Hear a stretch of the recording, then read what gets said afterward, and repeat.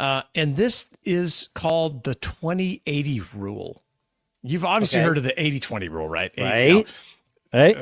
Whatever. 20% of the people do 80% of the work, that kind of thing. But my take on this phrase is a little different. I've been thinking about it more.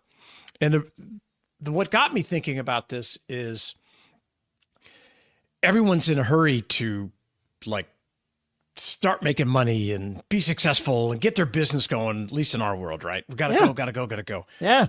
But the concept I think, and watching people grow in our own business and this show and your business, it really takes a year or two to get things off the ground, right?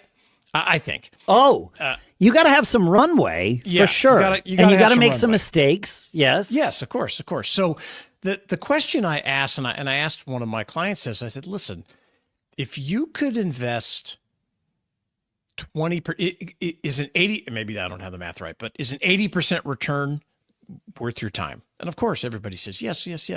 So obviously, let's take a 10-year time frame. Let's say, because, we've had businesses that have lasted about 10 years. This show's about 10 years. I know it'll last longer.